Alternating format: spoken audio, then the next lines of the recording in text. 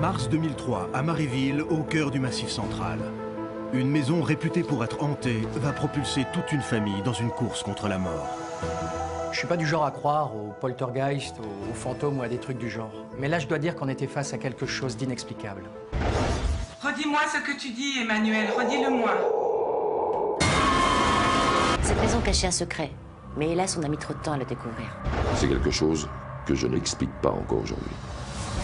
Une famille sans histoire en apparence va basculer dans un drame sans précédent sur le territoire français. Le cadavre du second enfant de la famille, Emmanuel Colson, est retrouvé au milieu d'une maison totalement retournée. C'est une affaire qui dépasse nos connaissances et qui, je dois bien le dire, nous a profondément marqués. D'après les premiers éléments de l'enquête, le père de famille, Jean Colson, ainsi que sa femme et sa fille Anaïs, restent introuvables. La piste du drame familial est envisagée. Et cette terrible scène a été découverte très tôt dans la matinée par les voisins. C'est mon mari qui a vu que la grange s'était effondrée, que la maison n'était pas fermée. Alors du coup, je suis allée avec lui pour voir. Et là, on a vu à travers la fenêtre de la cuisine le corps d'Emmanuel. Et on a appelé, on a crié, mais les parents n'ont pas répondu. Que s'est-il passé le soir du 25 mars 2003 à Marieville? Un poltergeist est-il vraiment à l'origine de cet épouvantable drame? Dans cette affaire, on est passé, pour ainsi dire, de l'autre côté. Appelle-le.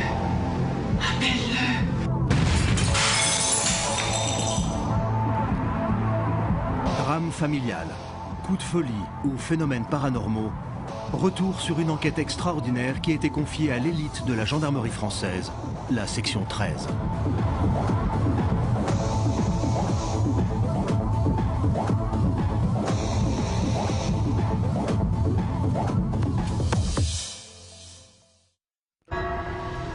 Le 25 mars 2003, à Marieville, dans le Massif central, une maison réputée pour être hantée par un poltergeist à la force surpuissante fait de nouveau parler d'elle. La maison, rachetée par la famille Colson il y a quelques années, est le triste théâtre d'un drame découvert tôt dans la matinée par les voisins. Lorsque les secours arrivent sur place, il est hélas trop tard. Emmanuel Colson, 12 ans, est retrouvé mort gisant au milieu de la cuisine. Quant au reste de la famille, ses parents Jean et Sylvie Colson, ainsi que sa grande sœur Anaïs, ils ont tous disparu. Face à ce mystère, les gendarmes de Marieville ont tout de suite envoyé un rapport au ministère de l'Intérieur, et c'est la section 13 qui a été mandatée dessus. C'est une scène apocalyptique que les gendarmes de Marieville ont découvert ce 25 mars.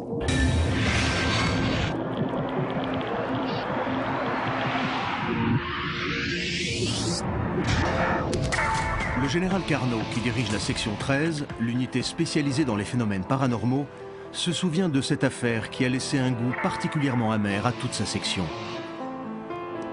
Lorsqu'il découvre la teneur des faits dans la matinée du 25 mars 2003, il décide d'envoyer immédiatement ses hommes sur place. J'ai le lieutenant-colonel de gendarmerie de Marieville au téléphone et d'après les premières informations, on a une scène de crime qui est un véritable casse-tête. Emmanuel Colson, 12 ans, est retrouvé mort dans la cuisine. Le corps criblé de morceaux de verre, un tesson de bouteille planté dans le thorax. La maison semble avoir été l'objet d'une puissante tornade qui aurait ravagé la cuisine, le salon et la grange située à 10 mètres derrière le garage. Les meubles sont renversés. Des débris de verre jonchent le sol sur la partie rez-de-chaussée qui est totalement retournée. Et sur les murs, des traces rouges ressemblant à du sang ont fait leur apparition à plusieurs endroits, donnant l'impression que la maison saigne. Même une fois sur place, honnêtement, on a du mal à comprendre ce qui a bien pu se passer. Il y a une petite partie à l'intérieur du domicile des Colson qui est complètement retournée et une vieille grange à 10 mètres de la maison qui s'est écroulée sur elle-même. Lorsqu'on arrive sur les lieux d'un drame comme celui-là, on ne sait que penser.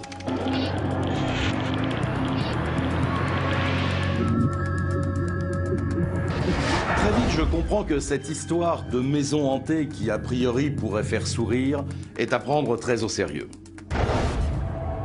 Michel Rosemary a enquêté sur cette affaire. Journaliste d'investigation spécialisé dans les phénomènes paranormaux, il a suivi toute l'enquête de la section 13. Quand j'arrive sur place, je n'ai pu recueillir que très peu d'informations. J'ai consulté les archives locales, J'ai trouvé de vieux articles qui faisaient allusion à une maison où des phénomènes étranges, décrits comme violents, s'y sont déroulés.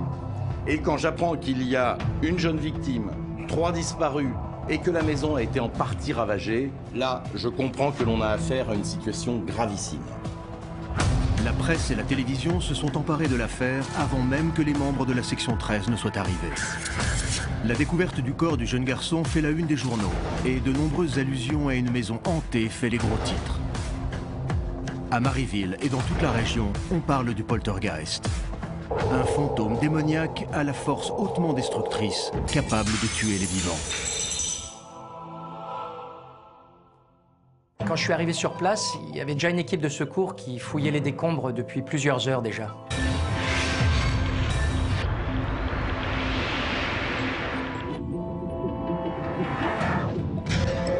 Parmi les hommes envoyés sur place, il y a le lieutenant Etchebarri, responsable de l'unité scientifique de la section 13, et l'adjudant Pierre Treskin.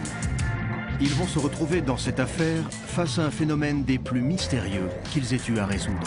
Il y avait cette grange qui s'était comme écroulée sur elle-même, avec des monticules de gravats les uns sur les autres. Et à l'intérieur de la maison, on avait plutôt l'impression qu'il y avait eu une bagarre extrêmement violente. Alors on se dit qu'il va falloir agir vite parce qu'on a un cadavre et 3 disparus.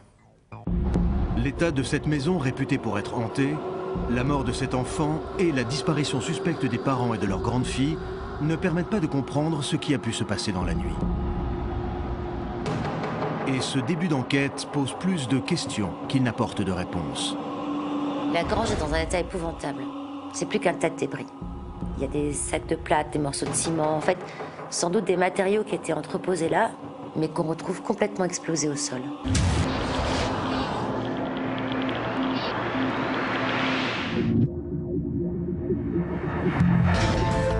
Le commandant Lournec, spécialiste en psychologie et parapsychologie au sein de la section 13, s'est rendu sur place en premier. 4 heures après la découverte du corps d'Emmanuel, le 2e enfant de la famille Colson, elle découvre les lieux du drame et interroge les premiers témoins. Il y a une jeune victime, les parents et la grande sœur qui ont disparu, une grange qui s'est écroulée sur elle-même, une maison partiellement retournée, et si on en croit les premiers témoins, cette habitation a la réputation d'être maléfique. Que s'est-il passé dans cette maison? Qu'est-il arrivé à ce jeune garçon de 12 ans? Pourquoi ses parents, Sylvie et Jean Colson, ont-ils mystérieusement disparu avec l'aîné de la famille? Lorsque les membres de la section 13 découvrent les premiers rapports d'enquête, ils ne comprennent pas tout de suite l'ampleur du défi qui les attend. Je vais immédiatement interroger les voisins, les Boras. C'est eux qui ont donné l'alerte. Je veux dire que je suis plutôt surprise par leurs réponses concernant l'état de la maison.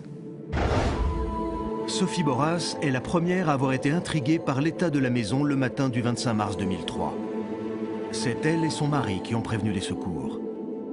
Interrogée par le commandant Lournec à l'époque des faits, son témoignage va vite ébranler les convictions des enquêteurs sur la nuit du drame. L'enquêtrice qui nous a interrogés, moi et mon mari, nous a curieusement demandé depuis combien de temps la maison des Colson était sans dessus-dessous. Alors, je lui ai expliqué qu'il n'y avait rien de particulier à signaler, que la maison était en travaux et que la grange qui s'est écroulée était remplie de matériaux jusqu'au plafond et que le reste de la maison était en ordre. Ils m'ont expliqué que la veille des faits, la maison était parfaitement propre et rangée. Ce qui veut dire que les couleurs rouges sur les murs, les meubles retournés dans tous les sens, les aspects défraîchis un peu partout, tout ça se serait produit dans la nuit. L'enquêtrice m'a montré les photos qu'elle a prises dans la cuisine et dans le salon. Et là, je me suis dit, c'est pas possible. La veille, j'étais venue pour récupérer un bouquin pour mon fils que Sylvie voulait lui prêter. Et la maison était parfaitement clean. Comment une maison a-t-elle pu être ainsi retournée en l'espace d'une seule nuit? Le service vidéo arrivé sur place pour tourner les premières images de la maison a tourné des séquences qui montrent l'ampleur des dégâts. L'adjudant Pierre Treskin se souvient de cette impression étrange qu'il a eue lors de son arrivée. On fait la procédure habituelle, mais honnêtement, à ce moment-là, on a une drôle de sensation. Comme si s'était passé quelque chose dans cette maison qui nous dépasse.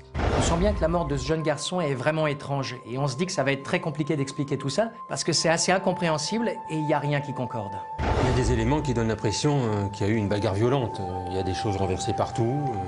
le cadre au mur explosé. Alors d'un autre côté, on a cette grange qui s'est écroulée sous des tonnes de décombres. Et là, franchement, on a plutôt l'impression qu'une tornade est passée par là. Les enquêteurs de la section 13 ont du mal au début de cette affaire à imaginer ce qui pourrait être à l'origine de ce désastre.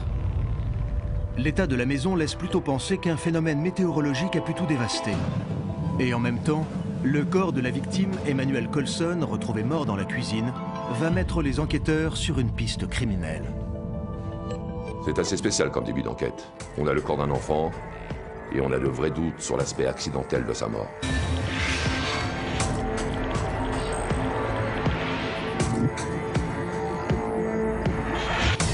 Le capitaine Brunel, responsable de l'unité d'investigation de la section 13, avec son adjoint, le maréchal des logis Delorme, sont arrivés l'après-midi sur la commune de Marieville. Habitués des affaires particulièrement complexes, ils vont se retrouver lors de cette enquête face à une scène de crime plutôt délicate à interpréter. Le petit Emmanuel a été retrouvé dans un capharnaüm indescriptible. On s'imagine l'enfer qu'il a dû vivre avant de mourir. Tout est dévasté. Et on comprend vite que ce gamin, qui doit avoir 10-12 ans, a dû agoniser de longues heures. Son corps est criblé de morceaux de verre. Il a un énorme tesson de bouteille planté dans le thorax. Les traits de son visage semblent faire état d'une grande frayeur. Et sur le coup, il est vraiment impossible de définir si on a affaire à un meurtre ou un accident. Dans ce type d'enquête où le temps presse particulièrement, parce que l'on ne sait pas où est passé le reste de la famille, je fais en sorte que mes enquêteurs partent avec le camion de l'IRCGN afin que les prélèvements faits sur place soient immédiatement analysés. L'IRCGN, l'Institut de recherche criminelle de la Gendarmerie nationale, a été créé 16 ans après la section 13, en 1990. Dirigé par le lieutenant Etchebarri depuis 5 ans, il regroupe des scientifiques chargés des travaux en physique et chimie, explosifs, toxicologie et balistique entre autres. Une seconde division s'occupe d'ingénierie et traite les questions d'informatique ou des véhicules. La dernière, appelée l'identification humaine, concerne les empreintes digitales, la médecine légale, l'entomologie et la génétique. Lorsque l'on travaille avec le véhicule de l'IRCGN, on peut gagner jusqu'à 1 semaine sur une enquête. Et justement, dans cette affaire, il fallait agir vite et tenter de répondre à beaucoup de questions en un minimum de temps. Pendant que les équipes de la section 13 explorent la région à la recherche des autres membres de la famille Colson, le tesson de bouteille retrouvé dans le corps de la jeune victime est analysé par le lieutenant Etchebarri dans le camion de l'IRCGN. Les premières constatations s'avèrent être particulièrement inquiétantes et expliqueraient en partie la disparition du reste de la famille. Nous avons très vite identifié sur le tesson de bouteille des empreintes digitales. En les comparant à d'autres empreintes, on comprend qu'elles appartiennent au père de famille, Jean Colson. Les marques étaient fortes, comme s'il avait serré la bouteille de toutes ses forces. Est-ce un accident? Ont-ils été agressés? A-t-il cherché à se défendre? Ou est-ce lui qui s'en est pris à son enfant? Sur l'instant, la présence de ces empreintes ne prouve absolument rien. Mais bon, quand on tient une bouteille à l'envers, c'est soit parce qu'on veut la déboucher, soit que l'on veut s'en servir comme d'une arme. C'est la raison pour laquelle je demande à la cellule scientifique de tenter d'identifier d'autres traces, et notamment celles d'individus qui auraient pu rentrer dans la maison. On a cherché, indice d'effraction, traces de lutte, empreintes, mais il n'y a aucun marqueur de présence d'autres individus dans cette maison. Et d'instinct, on se dit que c'est le père qui est derrière tout ça. On a la voisine en plus qui nous dit avoir entendu la voiture démarrer au milieu de la nuit. Et on se dit que le père de famille a embarqué la mère et la fille. Jean Colson aurait-il décidé d'éliminer les membres de sa famille dans un coup de folie? Les empreintes du père, retrouvées sur le tesson de bouteille que le jeune homme a dans le thorax, laissent imaginer ce qui a pu arriver à Madame Colson et à sa fille. Pour les enquêteurs de la section 13, la piste du coup de folie meurtrier semble être la bonne. Mais quelles raisons ont pu faire basculer Jean Colson dans une pareille folie? Les enquêteurs s'intéressent alors à cet homme de 53 ans, bien connu dans la région. Bien que les différents témoignages familiaux et de voisinage décrivent une famille sans histoire, les enquêteurs fouillent dans la vie de cet homme afin de déceler un élément qui pourrait apporter un semblant d'explication et permettre enfin de privilégier un début de piste. Tout est détaillé. Leur fréquentation, leur famille, leur emploi, leur vie privée décortiquée, présence éventuelle d'une liaison ou d'un problème lié à leur travail. Enfin, tout ce qui pourrait éclairer la situation. C'est un homme droit, sympathique. Sylvie, son épouse, est institutrice. Elle travaille beaucoup pour son école et pour les associations du village. Tout le monde parle de gens sans histoire, bien sous tout rapport. Si cette famille est au-dessus de tout soupçon, alors comment expliquer le départ précipité de Jean Colson en pleine nuit, emmenant avec lui sa femme et sa fille, et laissant derrière lui son petit garçon de 12 ans mort dans la maison? C'est vrai qu'à ce moment de l'enquête, on se dit que tout cela n'est pas très logique. Dans quel cas de figure peut-on imaginer que des parents laissent leur enfant mort ou mourant et partent en voiture sans prévenir personne?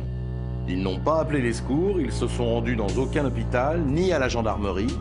Alors, soit ils ont été enlevés, soit ils savent très bien ce qu'ils font, et cela fait évidemment penser à la thèse d'un drame familial.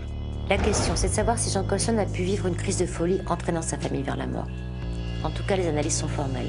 C'est lui qui tenait le tesson de bouteille qu'on a retrouvé dans le thorax de son enfant. Alors forcément, on est assez pessimiste concernant la suite des événements. Il est évident qu'il s'est passé des choses dans cette maison particulièrement violentes. Et quand on voit l'état des pièces, on a vraiment l'impression que quelqu'un a pété les plombs. Et dans une crise de folie, a tout détruit. Il y a l'état de la grange qu'on n'explique pas vraiment. Alors les équipes de secours qui fouillent les décombres pensent qu'un départ de feu a pu provoquer une implosion pour tout fait s'écrouler. Et vu que la grange était dans un sale état, elle a pu tomber facilement. Et puis les résultats de l'autopsie du jeune Emmanuel Colson arrivent. Le tesson de bouteille est enfoncé de 8 cm dans le thorax. Le cœur de l'enfant a bien sûr été touché. Mais apparemment, ce n'est pas la première cause de son décès. D'après les premiers résultats d'analyse de l'autopsie du jeune Emmanuel Colson, l'enfant serait décédé d'une crise cardiaque quelques secondes avant d'avoir le thorax perforé par le tesson de bouteille. Une crise cardiaque. Je ne sais pas si vous vous rendez compte. Mais pour que le cœur d'un enfant lâche, c'est qu'il a dû vivre quelque chose de terrifiant. Au cours de ma carrière, j'ai déjà été confronté à des cadavres d'enfants. Et je dois avouer que j'ai toujours beaucoup de mal dans ces moments-là. Mais une chose est sûre, je ne suis pas prêt d'oublier l'expression d'horreur figée sur son visage. Sa mort est particulièrement atroce. Il a dû être terrorisé. Mais par quoi, par qui? À ce stade de l'enquête, on n'en sait pas plus.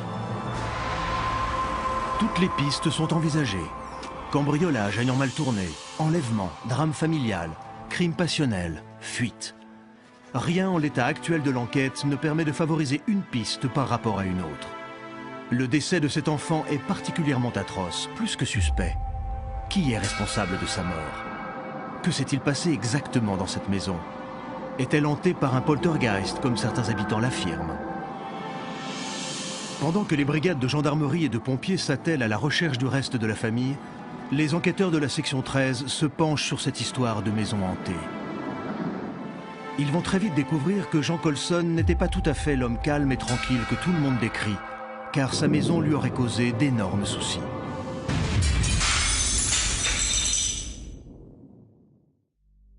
Jean Colson était devenu agressif, violent, et sa voisine avait eu peur de lui à plusieurs reprises quelques jours avant les faits.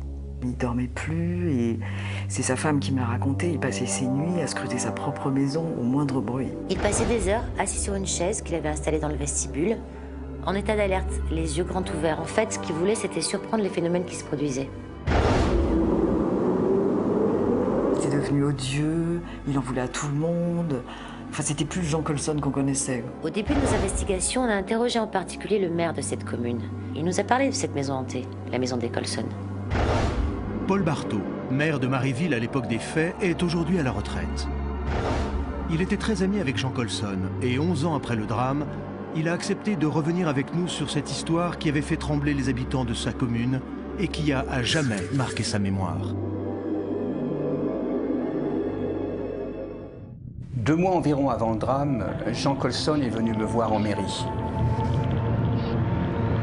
Il me racontait que ses enfants étaient terrorisés par des bruits terrifiants.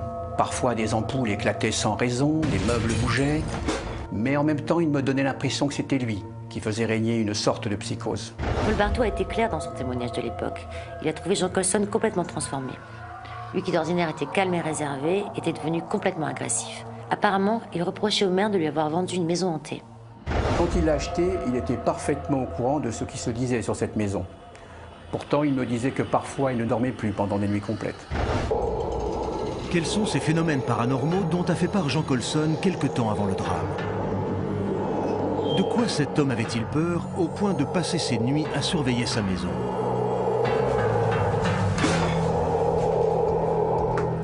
La fin de ce premier jour d'enquête laisse les membres de la section 13 dans une situation qui ressemble à une impasse. Le lendemain, tous se penchent sur l'histoire de cette maison réputée habitée par un poltergeist et ils vont faire une découverte étonnante. C'est le deuxième jour d'enquête, si je me souviens bien, que l'on a découvert l'histoire de cette maison hantée. Et c'est là qu'on a trouvé aux archives des images incroyables. C'était un reportage des années 70 sur cette même maison avec un drame qui ressemble trait pour trait à notre affaire. Les membres de la section 13 découvrent alors à travers des archives vidéo et photos que la maison a déjà été le théâtre de manifestations paranormales graves. Par le passé, elle appartenait à un couple de quadragénaires perçus par les habitants du village comme étant un peu bizarres, Giovanni et Monica Benifacio. Cette dernière, connue pour ses talents de médium, pressentait la présence de fantômes dans la maison. Dans la nuit du 9 juin 1973, elle supplie son mari de quitter la demeure avec elle. Elle ressent alors qu'un esprit malfaisant veut s'en prendre à eux. Son mari, plutôt sceptique quant aux dons de son épouse, décide de ne pas la suivre et de rester dans la demeure. Et sur les coups de 23h30, un drame d'une ampleur phénoménale a lieu.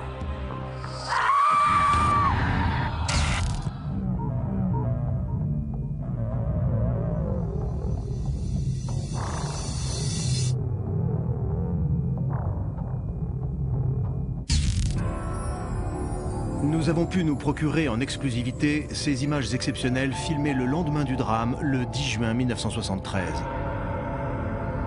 Elles ont été tournées par la télévision régionale quelques heures après la découverte du corps de Giovanni Benifacio, décédé dans des circonstances particulièrement étranges.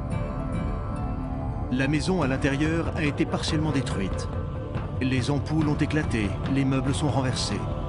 On a l'impression qu'une véritable tornade est passée sur la maison en ne touchant que l'intérieur. Mais le fait le plus troublant concerne la voiture de Giovanni Benifacio. Celle-ci, garée à l'extérieur de la maison, s'est retrouvée comme aimantée contre la façade. Quelle force a pu ainsi propulser le véhicule qui s'est retrouvé proche de la lévitation? Les enquêteurs de l'époque se sont retrouvés face à une véritable énigme. C'est vrai que ce film était particulièrement intéressant, car la maison en 1973 avait subi les mêmes dommages que dans notre enquête, 30 ans plus tard. On voit que la demeure a été totalement retournée. La voiture garée sur le bord de la route a été comme projetée et encastrée dans la façade. Les meubles brisés, flanqués au sol, les ampoules éclatées, et tout le réseau électrique a subi des surtensions phénoménales. Giovanni a trouvé la mort au milieu de la nuit dans son jardin. Il a été retrouvé le corps criblé de verre. Apparemment, il a tenté de sauter par la fenêtre pour fuir quelque chose. Et dans sa chute, sa tête a percuté une planche. Il est mort sur le coup. La gendarmerie de l'époque n'a pas pu expliquer ce qui s'est réellement passé. Quand elle avait été entendue par les services d'enquête, Monica Benifacio avait affirmé qu'elle n'était pas là la nuit du drame. Ce qui s'est passé, c'est qu'elle avait eu un mauvais pressentiment. Donc elle avait quitté le domicile. Elle avait demandé à son mari de l'accompagner, mais il avait refusé. C'est alors qu'il avait trouvé la mort. Elle sentait que des poltergeists voulaient s'emparer de la maison et qu'il fallait fuir. Après le décès de son mari, la médium avait préféré quitter le village et elle est partie s'installer chez sa sœur à Perpignan. Monica Benifacio n'est jamais revenue à Marieville et sa maison est laissée à l'abandon pendant de nombreuses années. Très rapidement, elle devient un lieu désigné comme étant maudit par tous les Marivillois. Certains sont même convaincus que Giovanni Benifacio est décédé car il s'est retrouvé face à face avec une entité démoniaque. 26 ans plus tard, Jean Colson achète cette maison à bas prix et décide de la rénover entièrement. La famille s'est rapidement installée dans la maison après avoir effectué d'importants travaux. En dehors des murs porteurs, ils ont totalement réorganisé les pièces. C'est vrai que cette maison a été totalement transformée. On peut même dire que l'ancienne demeure, celle qui abritait, d'après les Marivillois, un fantôme, n'existait pour ainsi dire plus. En me faisant visiter un jour, Jean Colson m'a dit « Il va avoir du mal à s'y retrouver, votre fantôme ». Malgré les importants travaux de rénovation qui ont totalement métamorphosé la maison, les Colson vont se retrouver confrontés à des manifestations paranormales. Quelque chose de terrifiant vit dans les murs de la demeure. Une entité invisible qui va profondément perturber Jean Colson et sa famille. Toutes les manifestations que les Colson ont vécues étaient les mêmes que ce qui s'était passé à l'époque des Bonifacio. C'était terrifiant. D'ailleurs, à plusieurs reprises, ils ont passé plusieurs jours à l'hôtel parce que la maison était dangereuse. Ce sont ces éléments qui vont faire basculer l'enquête. Il faut dire que les pistes jusqu'à présent exploitées n'apportaient à ce jour aucun élément sérieux qui puisse mettre en évidence un début rationnel d'explication. Et même si la thèse du drame familial mettant en cause Jean Colson était la piste privilégiée, la piste sérieuse, cela restait pour le moins hypothétique. Le matin du deuxième jour, les recherches sous les gravats de la grange n'ont rien donné. Aucun corps des membres de la famille n'est retrouvé enfoui sous les décombres. De leur côté, le lieutenant Etchebarri et l'adjudant Treskin examinent en détail la maison. Les enquêteurs de la section 13 penchent sur la thèse que Jean Colson lui-même serait responsable de ces dégâts considérables. C'est vrai qu'on a l'impression qu'un séisme s'est abattu sur cette maison. Sauf qu'à part la grange, c'est l'intérieur qui est dévasté, seulement l'intérieur. Et tout particulièrement la cuisine, la buanderie et le garage. Des dizaines de briques et de panneaux en préfabriqué qui devaient servir à la réalisation de cloisons pour le grenier étaient brisés, recouvrant le sol et créant un tas de gravats impressionnants, comme si tous ces matériaux avaient été cassés à coups de masse. Comment peut-on imaginer que le reste de la famille quitte la maison en laissant leur fils pour mort dans la cuisine? Ils n'appellent pas les secours, ils disparaissent sans explication. On pense tous qu'en fait ils sont sous la menace de quelqu'un et que cette personne est autre que Jean Colson. Moi, ça me semble assez logique sur l'instant. On a déjà eu des affaires où une personne seule était capable de faire un véritable carnage, en s'en prenant à tout sur son passage. Et puis ensuite disparaître en laissant ses victimes sur son chemin. Lors du rapport vidéo retransmis par l'adjudant Treskin le matin du deuxième jour d'investigation, l'état des lieux est impressionnant. Et surtout, un incident particulièrement étrange va sérieusement ébranler les convictions des enquêteurs quant aux événements qui ont poussé Emmanuel Colson, 12 ans, vers la mort. Avec l'autorisation de la section 13, nous allons pouvoir vous montrer l'intégralité des images tournées ce jour-là. Des images exceptionnelles, jusqu'alors classées secrètes.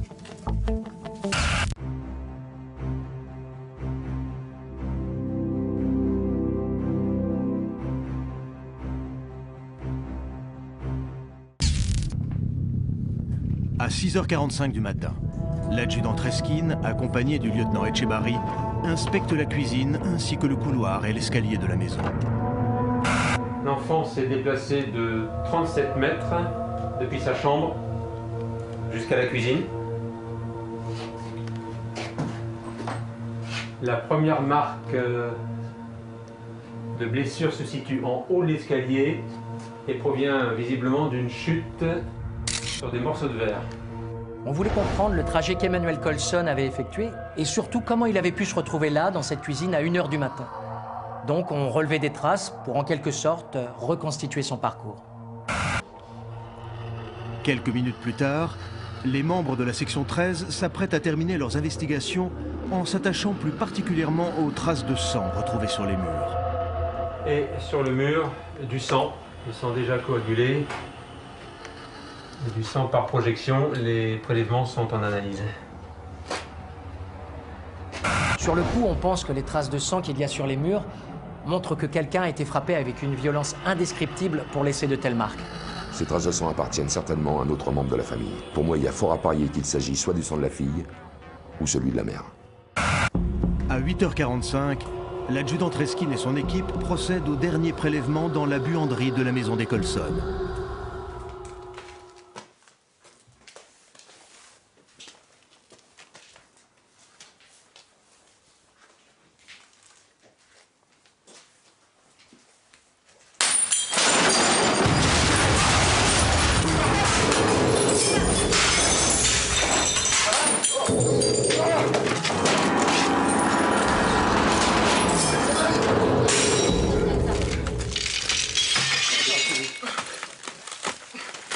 Franchement, on ne sait vraiment pas ce qui s'est passé. Il y a une force qui a tout renversé sur son passage et c'était dans la pièce où l'un de mes hommes procédait à des analyses. Quel phénomène mystérieux vient de se produire dans cette maison? Les enquêteurs de la section 13 ont-ils été à leur tour victimes de phénomènes paranormaux? On venait d'assister à un phénomène qui avait sans doute beaucoup de similitudes avec celui qui s'était produit la nuit du drame. Et il apparaît évident que dans cette maison, il y a des forces qui nous dépassent. Et puis surtout, il y a cette espèce d'implosion dans la pièce, une sorte de déflagration qui dure moins d'une seconde et qui est capable de projeter du verre à une vitesse incroyable. Le scientifique de la section 13 qui a été touché a reçu des éclats de verre tout autour de l'œil. Ses jours ne sont pas en danger. Et au moment de l'évacuer vers l'hôpital le plus proche, les enquêteurs découvrent avec stupéfaction que la maison se met à saigner. Ce jour-là, tous mes collègues se sont tournés vers moi. Il leur fallait une explication logique. Les fantômes, les poltergeists, ce genre d'entité, ça n'existe pas. Il fallait identifier l'origine de tout ça. Ces mystérieuses traces de sang sont immédiatement prélevées et étudiées dans le laboratoire mobile de la section 13. Et les résultats sont plus que troublants. C'était assez effarant, mais il ne s'agissait pas de sang humain, mais celui de larves qui vivent dans les murs. Ce sont des insectes microscopiques que l'on retrouve dans les parois qui ont été couvertes de peinture au plomb. Et sous l'effet d'une pression très forte, ils ont littéralement éclaté, libérant ainsi ce liquide rouge. Ces insectes qui sont à l'origine de ce phénomène visuel très impressionnant sont en réalité des araignées rouges. Les murs couverts de peinture au plomb constituent pour elles un lieu idéal pour se reproduire et proliférer. Les tests en laboratoire effectués par le lieutenant Etchebarri ont montré que ces insectes exposés à une pression de 18 bars pouvaient littéralement exploser, causant ainsi de curieuses impressions sur les murs. C'est un phénomène qui peut faire croire que du sang humain a été projeté. Ou alors, pour ceux qui ont plus d'imagination, on peut penser que les murs saignent. J'ai fait des tests en laboratoire qui reproduisent le même phénomène. Et de là à imaginer quelle force avait pu provoquer tout ça, je dois dire qu'on comprenait de moins en moins ce qui avait pu se passer dans cette maison. Et puis là, l'enquête prend une tournure particulièrement bizarre. Après cette deuxième journée d'enquête mouvementée, les membres de la section 13 sont sous le choc. Ils viennent d'être confrontés à leur tour à un phénomène inexplicable. Conscients que ces événements sont certainement similaires à ceux qui ont pu se dérouler 2 jours plus tôt dans la nuit du 25 mars 2003, ils s'interrogent sur l'interprétation des faits. Rien n'est clair dans cette affaire. On a de plus en plus de mal à expliquer ce qui s'est passé. C'est une journée particulièrement difficile ce 26 mars 2003. Un de mes hommes est sérieusement blessé. Et puis on peut dire qu'au niveau des investigations, c'est l'impasse. On ne peut être sûr de rien, parce qu'on est face à des phénomènes et à des événements qui nous dépassent complètement. Que se passe-t-il dans cette maison de Marieville? Abrite-t-elle, comme certains le prétendent, un poltergeist capable de déclencher des forces meurtrières? Ou ces événements cachent-ils une sombre histoire criminelle orchestrée par un homme sous pression, Jean Colson? A-t-il pu tuer son fils et le reste de la famille? Le 3e jour d'enquête est celui où la section 13 va vivre un incroyable rebondissement. Car le commandant Lourneck va retrouver la trace de Monica Benifacio, la médium, qui avait perdu son mari 30 ans auparavant dans cette maison. Au cours de mes investigations, j'ai découvert que Monica Benifacio était encore vivante. Donc je l'ai appelée pour qu'elle me parle de ce qu'elle avait vécu dans cette maison. Et quand je lui ai expliqué ce qui venait de se produire, à savoir la mort du petit Emmanuel et la disparition du reste de la famille, elle était très touchée. Elle m'a immédiatement demandé si elle pouvait venir. Le 27 mars 2003, 3 jours après la découverte du corps d'Emmanuel Colson et la disparition du reste de la famille, Monica Benifacio revient sur place. Dotée de pouvoirs de médium exceptionnels, elle va alors aider les enquêteurs dans la résolution de cette incroyable affaire. Elle est arrivée dans l'après-midi et le maire du village, Paul Barthaud, était avec nous pour l'accueillir. Il l'avait bien connue et son retour à Marieville était vécu comme un événement. Oui, je dois dire que cette femme avait vraiment un don de médium.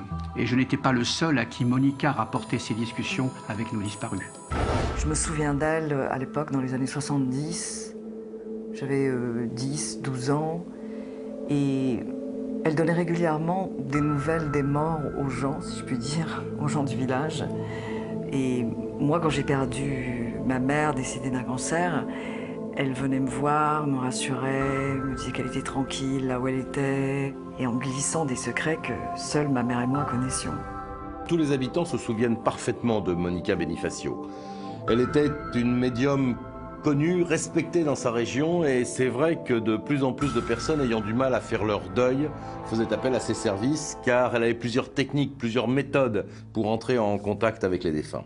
Et puis cette femme est arrivée, elle m'a, comment dire, Je crois qu'elle a mis sérieusement à l'épreuve mes convictions scientifiques.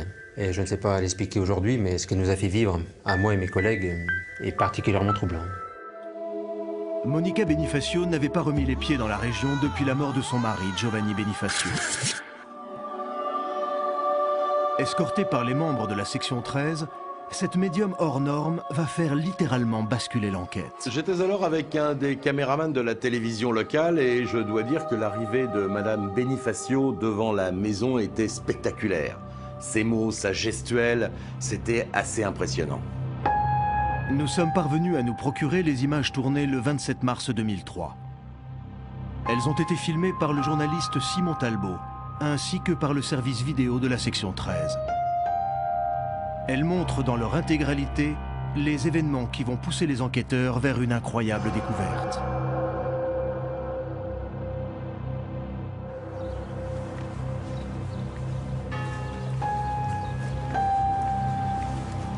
Monica Benifacio arrive à 10h15, accompagnée des membres de la section 13, devant ce qui était autrefois sa maison.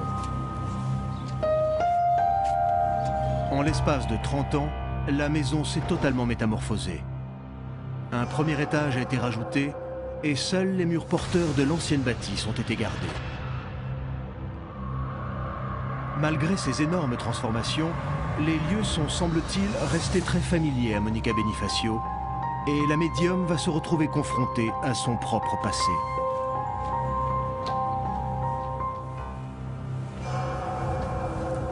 Oh mon Dieu! Non! Giovanni!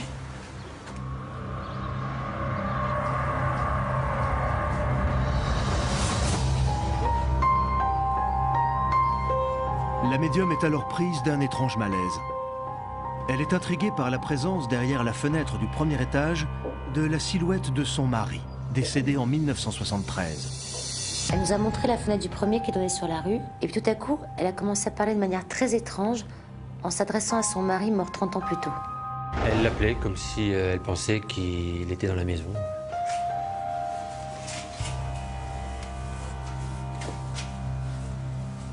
Giovanni! Aide-le, mon chéri. Aide-le. Il ne sait pas qu'il faut qu'il aille vers la lumière. Appelle-le. Appelle-le.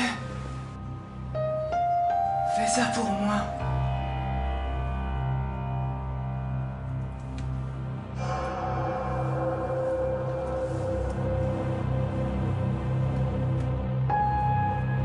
On a un petit peu de mal à la suivre sur le coup. En fait, elle s'adresse à son mari qui est mort en 73 et lui demande s'il peut aider Jean Colson à le rejoindre. Ce qui se passe est totalement surréaliste. On a là cette médium qui semble parler avec des morts, ça arrive d'un coup, elle rentre en conversation avec, de notre point de vue, personne. On n'entend rien, on voit rien, et ça c'est plutôt déconcertant. On se demande en clair si elle n'est pas en train de délirer. Elle se décide de rentrer à l'intérieur, et là ça devient vraiment particulier. Cette visite dans ce lieu qui autrefois a été sa propre maison semble être particulièrement difficile à vivre pour Monica Benifacio. 10 ans après ces faits, cette médium au pouvoir extraordinaire a accepté de nous rencontrer pour revenir avec nous sur cette inoubliable journée. Elle se souvient encore de cette mystérieuse présence et de cette conversation si particulière qui va mener tout droit les enquêteurs de la section 13 sur les traces d'une incroyable vérité.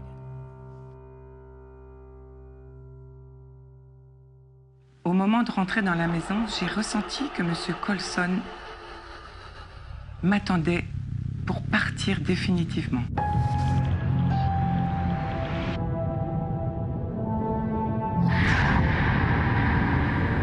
Il m'attendait car il avait un gros problème avec son fils, le petit Emmanuel. Monica Benifacio va alors affirmer aux enquêteurs que Jean Colson, cet homme que tout le monde croyait parti en voiture avec sa femme et sa fille, est décédé depuis à peine 1 heure. Il était là il y a 1 heure. Mais maintenant, son âme est partie. Honnêtement, sur le coup, je pense qu'on est en train de perdre notre temps. J'ai vraiment l'impression que cette personne est en train de divaguer.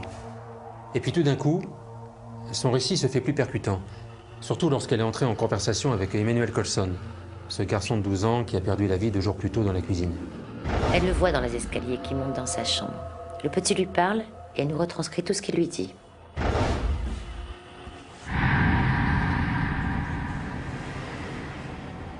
Il est en colère. Je me souviens encore entendre ce petit garçon. Il était très ému et d'une infinie tristesse. Il devait me dire quelque chose. Je le sentais. Mais il n'y arrivait pas. Redis-moi ce que tu dis, Emmanuel. Redis-le-moi. Je peux t'aider, tu sais.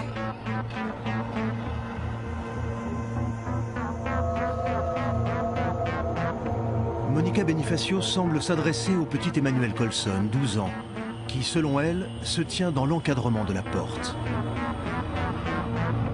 Au bout de quelques secondes de silence, la médium va retranscrire la réponse de l'enfant, particulièrement inquiétante.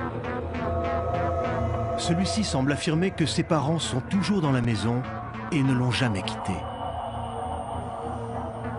Redis-moi, Emmanuel. Redis-moi ce que tu avais à me dire. Derrière? Qu'est-ce qu'il y a derrière?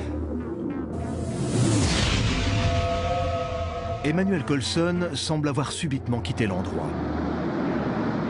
À travers ces affirmations retranscrites par la médium, l'enfant affirme que ses parents ont été avalés par la maison. Là, en un éclair, une pensée a traversé mon esprit. Je me suis souvenu de la vidéo tournée dans les années 70, à la mort de son mari. La voiture était encastrée dans la façade, comme si elle avait fait un tonneau suite à un glissement de terrain. Mais elle donnait aussi l'impression d'avoir été comme aimantée par la maison.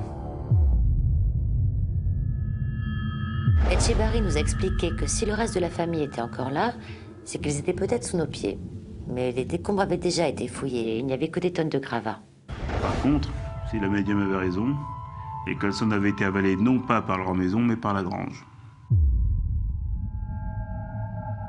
C'est vrai que la grange était totalement détruite et nous n'avions aucune explication plausible à ce sujet. Il fallait vérifier ce que cachait ce tas de gravats. En 2 jours, les pompiers présents avaient déjà beaucoup déblayé de décombres à la recherche de corps, mais ils n'avaient rien trouvé. Le lieutenant Etchebarri a alors avancé cette théorie assez incroyable, consistant à penser que les Colson avaient peut-être été victimes du magnétisme de leur maison. Nous avons, avec la participation de la mairie, procédé à l'examen du sous-sol de la maison et très vite, nos recherches ont payé. Le 27 mars 2003, à 17h45, 2 autres équipes de pompiers se rendent sur place afin de prêter main forte aux équipes de la section 13. Sous les ordres du lieutenant Etchebarri, ils vont procéder à une fouille des gravats en creusant très profondément sous la grange de la famille Colson. On a fait venir un engin capable de déblayer des quantités plus importantes de gravats. Là, on allait pouvoir aller plus vite. On ne savait pas à quoi s'attendre, mais au bout d'une demi-heure, la théorie d'Etchebarri s'est révélée être exacte. Très rapidement, le lieutenant Etchebarri et l'adjudant Pierre Treskin se rendent compte qu'un important champ magnétique a pu être à l'origine du drame du 25 mars 2003. Progressivement, ils établissent un scénario pouvant expliquer l'effondrement de la grange de la famille Colson. En creusant, on s'est rendu compte que le sol de la grange s'était comme effondré sur lui-même. Il était particulièrement tendre à cet endroit et l'argile qui le composait à 90% aurait très bien pu, à la manière des sables mouvants, ensevelir la voiture des Colson en une fraction de seconde. Ensuite, les murs se sont écroulés, suivis de la toiture, créant un enchevêtrement de matériaux qui ont fait couvercle en quelque sorte. Et le conducteur du petit tractopelle qui bossait dessus depuis 2 jours ne pouvait pas se rendre compte de la quantité de matériaux sur laquelle il évoluait. Et surtout, ce terrain particulièrement meuble, qui partait de dessous la maison jusque sous la grange, produisait des forces électromagnétiques hors normes. Tout a alors été étudié, décortiqué, les rayonnements telluriques, les veines d'eau souterraines et les hauts courants magnétiques. Et lorsque nous avons fait venir sur place des appareils de mesure spécifiques permettant d'étudier la nature du sol, là, on a compris que le mystère de cette demeure était placé en dessous, très profondément. Les mesures effectuées par les équipes du lieutenant Etchebarri sur le sol de la demeure semblent montrer l'existence d'une importante faille tellurique. Une faille générant un puissant champ électromagnétique et modifiant complètement les résistances électriques à l'intérieur de la maison. L'habitation réputée hantée de Maryville a été construite sur une faille indétectable placée sous la maison, laissant passer par moments des forces telluriques libérant des champs magnétiques capables de tout dévaster.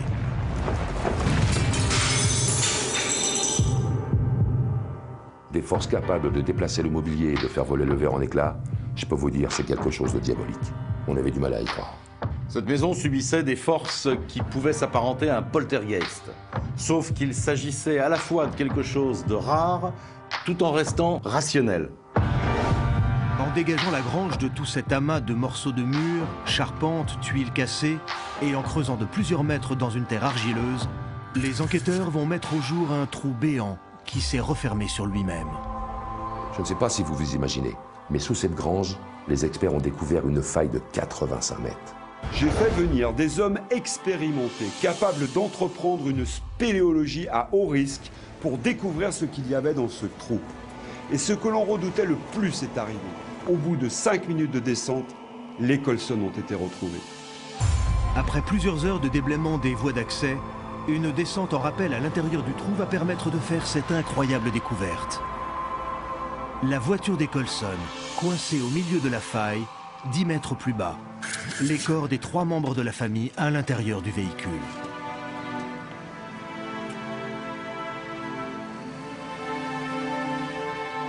L'engin de chantier a mis en évidence une faille sous la grange et la voiture des Colson est tombée. Elle est tombée dans ce trou béant qui s'est évidemment rebouché au-dessus de leur tête suite à l'écroulement de la grange et des nombreux matériaux qui s'y trouvaient. Les gars du chantier venus en renfort ont eu un mal de chien à extraire le véhicule. C'est une voiture break qui pesait plus d'1 tonne avec ses occupants à l'intérieur. Le 28 mars 2003, au bout de 5 heures de manœuvres périlleuses avec un camion grue, la voiture des Colson est extraite du trou béant qui se trouve sous la grange. Les corps des 3 victimes sont alors désincarcérés du véhicule et le bilan est dramatique.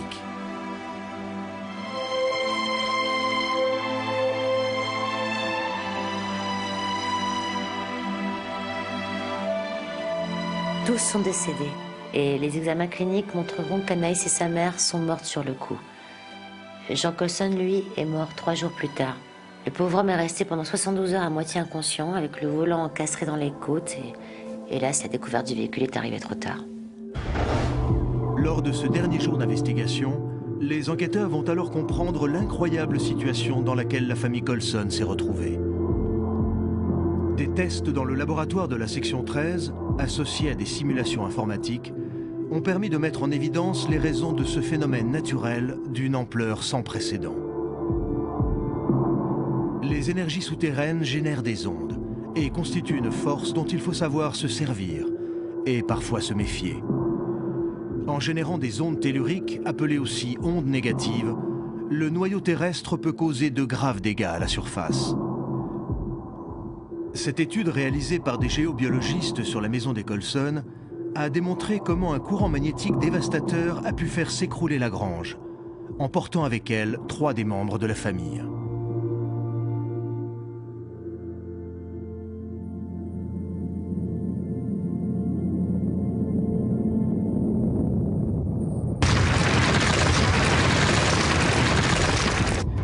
Après avoir fait une chute de 15 mètres, le véhicule se retrouve enseveli sous des tonnes de gravats.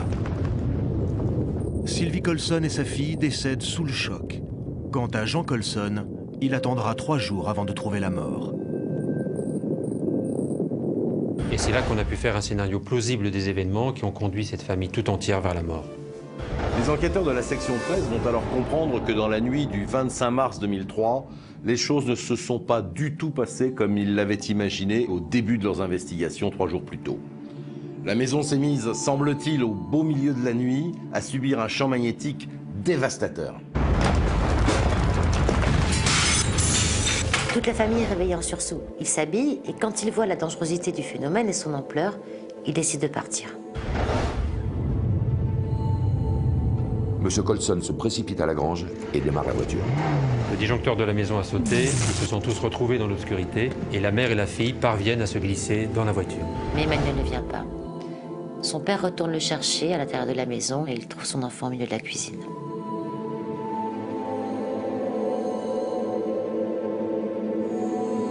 Ce dernier, en voulant rejoindre le reste de la famille dans la grange, s'est à moitié perdu dans l'obscurité. Il réussit à marcher à 4 pattes, il va vite, et il arrive au milieu de la cuisine. Et en courant pieds nus, il a fait 7 chutes sur ce tesson de bouteille qu'il n'avait pas vu dans l'obscurité.